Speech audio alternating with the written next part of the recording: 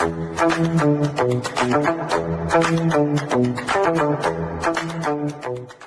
Convos Season 5 is here, and we're coming in strong.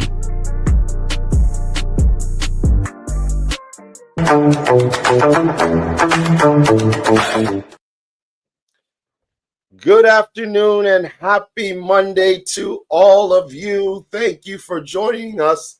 This is Great Convos, where we always say whether you agree or disagree, you can always find great combos. I'm Roger Caesar, and that gentleman over there. Hi, Roger. I'm Alexandre Matt. I hope that you're doing fine, my friend. You were having some little difficulties or challenges. But it's good to see you on your feet, or almost. Looks like you're sitting down today. Well, I am sitting now because I feel like I've got vertigo, and on top of that, I had lost my voice over the course of the weekend, and it's just starting to come back. So I'm trying to put all of that together, and as they say, the show must go on. So we are here. And, we want to obviously thank our loyal listeners for being here with us. You could have been anywhere in the world, but you're here with us, and we appreciate it. Please put in the chat, say hello. We want to hear from you as always. And today is also a great day for me from a different perspective. Although I'm going through all of this, it is my youngest daughter's 20th birthday. So happy birthday to you, my dear. How are you? I'm glad that you are doing so well. I love you. Blessings to you. Happy birthday. Now, today, Roger, I'm glad that you are with me even through these circumstances. And you told me before we started that you're going ahead because failure is not an option. And that's exactly right. What we're talking about today. And we'll see today if we have points of disagreements today. But, as you always say, whether we agree or disagree, we can still have great convos. So we are talking about this saying, this popular saying, failure is not an option. We're going to share where that comes from, how it has been used and is still being used. But we're also going to wonder, is that even true? And is it even useful? Right. And you know what, Alex, it's crazy because when I hear this saying, and if you want to, did you just put it up? Who said it? Who originally said this saying? Yeah, well, this came originally from Gene Kranz of the famous Apollo 13 mission. He was actually a director of space missions for at least 20 years. Here's the title of his book that was published in 2009. Failure is not an option. Mission control from Mercury to Apollo 13 and beyond. It's by Gene Kranz. And if one of the reasons that saying is popular is because it was part of the movie Apollo 13. We see all of these workers in Houston in the control room, and the Apollo 13 mission has gone wrong, and they were meant to go to the moon. It did not succeed to have the moon landing. So the next mission was to bring them back safely to Earth. Knowing that it's very dangerous, very difficult. And Gene Kranz is seen in the movie as saying, failure is not an option. Because failure at that point means literally life or death. Exactly. Yeah, and I think this is why, they've obviously shortened it, and this has become an iconic saying over the years. But is it really true? And that's what we're here to discuss. The reality is that I have come from, we were talking in the back before we got on the show, and I said, I've been an athlete for the majority of my life at a high level, obviously as a world-class speaker, and then, of course, as a certified world-class coach. 3 different aspects, but I could tell you, it comes to me with that saying, I could challenge it from 3 different ways. Right. Well, let's look at those different ways, because we hear it in sports, for example. If you're coaching a sports team, you want to win. That's the point. So you might say failure is not an option. You're in the the dressing room before the game begins, or before the overtime period, and you think failure is not an option. We can think of games such as the final in the Four Nations face-off a few weeks ago, where there was Canada against the United States in the final, and tension was high. And maybe the coach said, failure is not an option. This is important. It's not just this game today. It's for the glory of the country. It's for hockey supremacy in the world. It's to prove to everyone. So failure is not an option. And that went to overtime. And, well, should we rub in the results for our American? We don't need to do that. But they did not fail. But they could have. And you know what? Yep. What if the coach, the American coach, said the same thing? Well, failure is not an option, but from their point of view, they did fail. So I guess what I'm saying is, in sports, is that useful to say failure is not an option when it is inevitable? Well, I agree with you in that sense. And from that perspective, even when I was competing in various sports, mainly track and field, that was how I thought, that type of mentality that I cannot fail. I need to win. I have to win. And yes, did I win every time? No, I did not. But there was more of, and again, that's the younger side of me probably, but there was more of anger and disappointment when I did fail, rather than looking at it as an option to learn something from it. Now, did you end up learning? Of course you did. That's where practices come in. So you practice the things that you thought you could have done better when you're in practice. But during that moment, that critical moment, when you are in that race or in that game, the ultimate feeling is to win, right? The most important thing for most athletes is to win, right? And I believe there was a coach that said, what was his name? Harmon. Harmon is his last name. It's a football coach. He says, you play to win the game, right? That was his iconic saying. I forgot his first name, but that's what it is, right? Right. Herman Edwards. I believe it's Herman Edwards. That said it. We can get someone to help us in the chat. Yes. So you play to win. That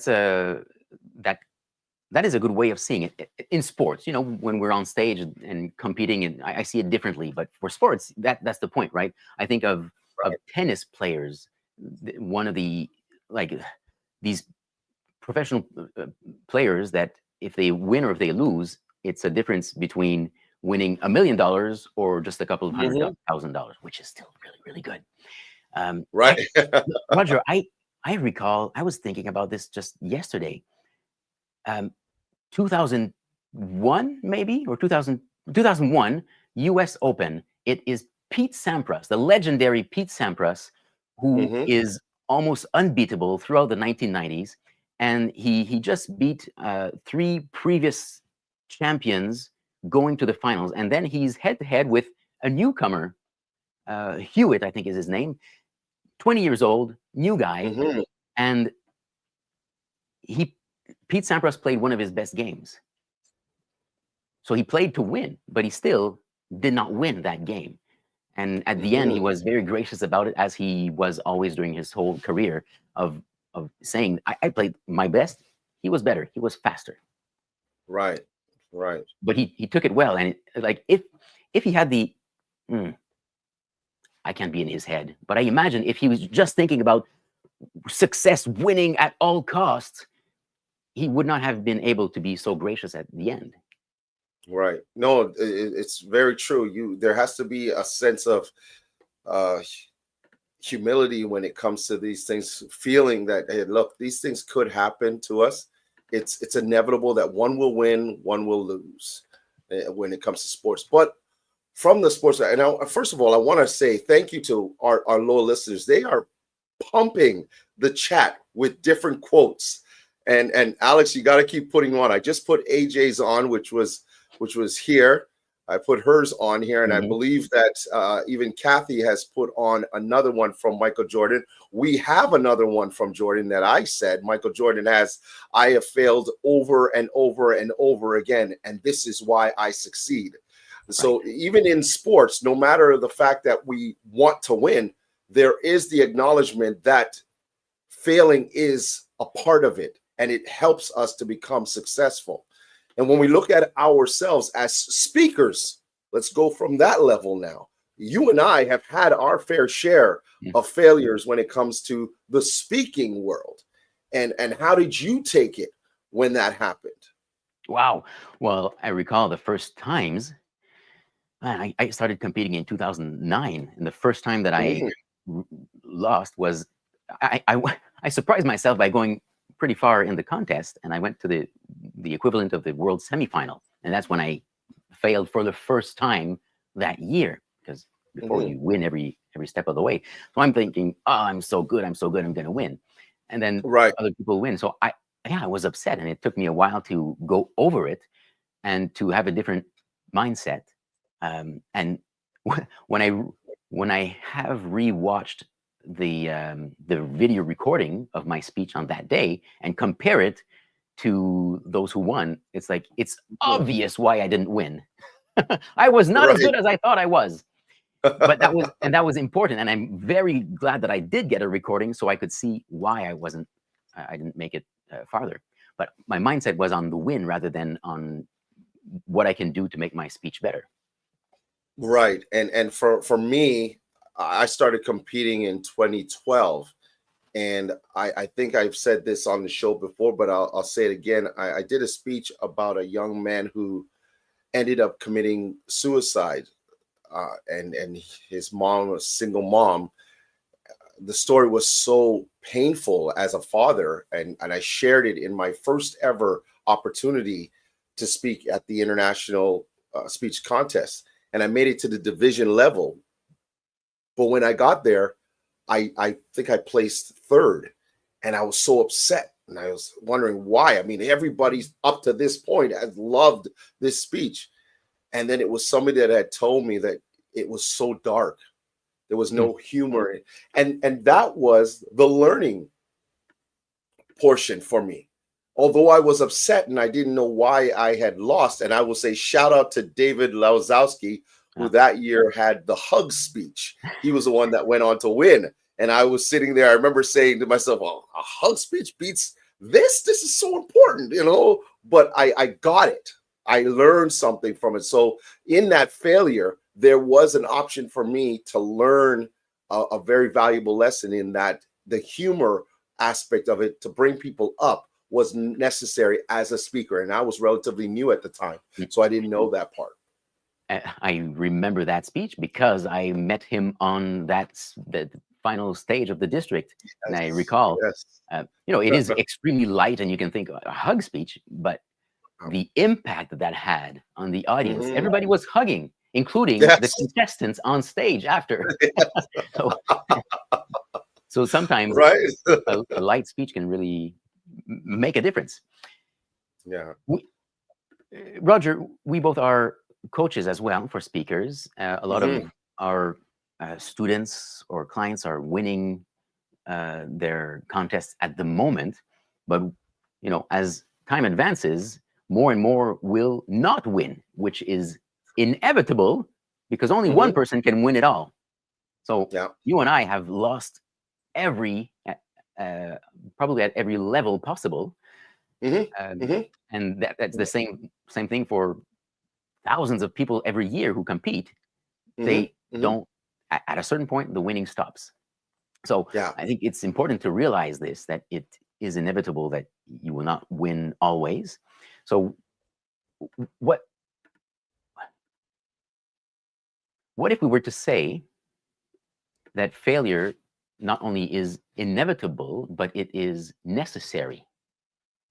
We learn every time, right? I think so. I think so. You know, it's funny. I was just sitting here, and something just came to my mind. We've heard this said in other ways, but it also could apply to this here, and that is live, learn, and love. Right? And the three L's: live, learn, and love. So live through those moments, live through the opportunities, live through those failures, learn from them, learn to be able to accept those moments that are inevitable and will happen from time to time. Not all of us, in fact, we're not perfect, so not all of us are going to always win. But at the end of the day, love learning from those moments, love seeing the progression that comes from him, And then hopefully, and that's the key right there, is that you do learn something and are able to transform whatever it was that you had failed from and become better at it the next time around. So I just, in my head right now, that just came up: live, learn, and love. So Right. I think that's also important. I mean, I've seen myself fail so many times. So the Michael Jordan quote sits with me with regards to that, that we failed over and over and over again, and that's why we succeed. How many times I've been to the World Championship semifinals 4 times, 3 times before actually coming out on top, on placing third. I had failed, and I had sat there wondering each time, what did I do wrong? What could I have done better? And it's heartbreaking. You've done it too, where you've went there and you lost it. You're so close, right? You're so close, and then you sit there and say, geez, what could I have done differently? But just like you said, you look back at it, the video, and then you say, oh, I get that's it. why. That's why, right? Sometimes But to answer your question, I know I went on a long tangent there, but to answer your question about from the coaching perspective, I mean, we talked about this too, that at times, even as coaches, we then become life coaches, because now we have to take them off the ledge when those things happen and try to help them to understand that this is part of the process, right? Yeah. Failure is, you may try to use it as a way of pumping up people by saying failure is not an option.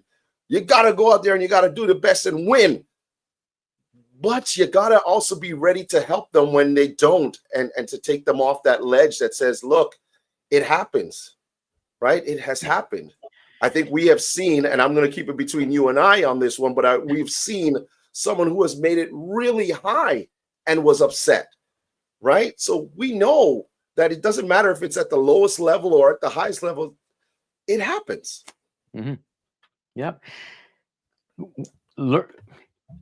There's something like, when you fail, as long as you learn from it. I can paraphrase John C. Maxwell. Who said, you will fail, you will fall, but as long as you advance every time, you will succeed. In other words, fail forward. One of our friends, the 2001 world champion of public speaking, Darren Lacroix, used this in his speech about failure, and he literally fell on his face to illustrate the point of failing forward. You fall, but when you get up, you're actually farther than you were before. So you learn every time. So failure is not only inevitable, but sometimes necessary.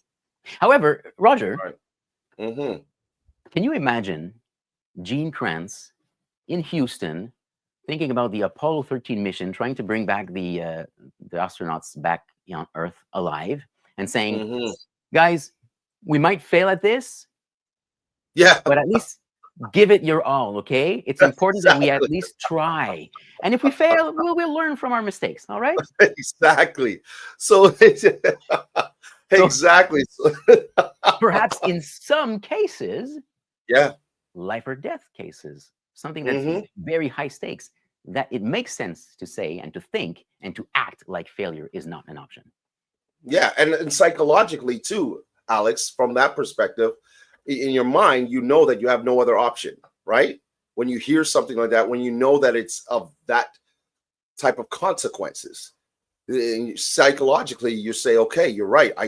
We can't fail. We have to figure out what we can do to make this happen. But that's not always the point here, right? And this is what we're trying to help people to understand, is that it's a part of our lives, it's a part of what's going to happen. And I also want you, Alex, if you don't mind, a lot of our listeners have put in some good quotes, but some of the ones that we were talking about as well, can you just flash those ones across the screen as well that we've had, that we've been talking about? We've got a lot of wisdom here from various people. Kathy talks about Luisa Montalvo, who said regarding winning a speech contest, it has to be the right message on the right day at the right time with the right judges. Judges, yes. That's right. Oh,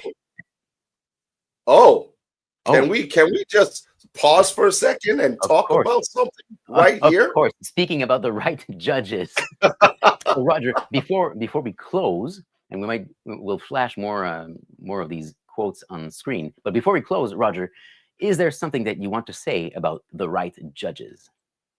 Yes, Alex and I have been talking about this for years now, and really wanting to come up with something that we can do to help our potential judges or judges of contests. We have obviously been there, done that, got the t-shirts, but we've also learned a lot along the way. And so we are going to be having a free two-day masterclass on April 15th and 16th via Zoom, where we are going to be discussing the judges' ballot and debunking any type of myths or what do we call it, Alex? The unwritten rules. There we go. Unwritten rules that people think are supposed to be a part of judging. We are going to be having this again on April 15th and April 16th. That's a Tuesday and a Wednesday at 7 p.m. Eastern Time. Now, Alex, if you could put the information up for everyone. There we go. It's in the chat right now. We would love for you to sign up and join us on those 2 days. We may have some special guests that will be also joining us. So we don't want to give away anything with regards to that, but we may have some special guests who will also be chiming in and talking about their experiences and giving their knowledge with regards to the judges' form. Mm-hmm. I try not to toot my own horn too much, but for this one I will, because it's both of our horn here. But the sort of judging masterclass that we're going to give will be unlike any judging workshop that you've had in the past. We're going to really dive deep into it. So it's going to be probably one of the best trainings that you'll get this year if you're part of any contest. So this is good for, especially if you are a judge or plan to be a judge in the contests this year, but it will help you for the future as well. And even if you're not a judge and are just curious, you can come and join us anyway. And maybe it'll get you interested in filling in that form, filling that role. Thanks, Roger. Yeah, no problem. I had to say that with regards to what was being said there by Kathy. It was Kathy that said that, I believe, right? It was Kathy. Yes, it was right. Kathy. Her comments right there. So I had to tell her. So please join us again. It's April the 15th and 16th. We really would love for you to be a part of it and to enjoy some of the things that we will be talking about and learn from us as well. All right. So now we can get back. Roger, as we gather our thoughts for the end of this episode, we can go back to some of the wisdom from our viewers. AJ, who quotes Lance Miller, the 2005 world champion of public speaking, who said, "I learned more at the contest that I lost than in any I won." Lance Miller being one of the best and most often losers in the speech contest. He has said it this way himself. He's lost many, many times before becoming world champion. Kathy adds something from Pat Summit about winning. Winning's fun, but it's not the point. Never letting up is the point. Never being satisfied with what you've done is the point. So whatever is the result of what you're doing, keep trying. Yeah. I love this one here, my friend. Shout out to Anthony. How are you? Alex failed to make the no-bake cake to the required standards and kept trying and trying until he succeeded. Bravo. Right. Yes. Thanks, and Anthony, we've all heard his story. Thanks, Anthony, for reminding me of my failures in the kitchen for years and years with trying to win over my family. I can say that, if you've seen my speech, you know that my Uncle Pierre did not approve of the cake every year, but my grandmother, the one who counts the most, Grandmaman, always loved the cake. There you go.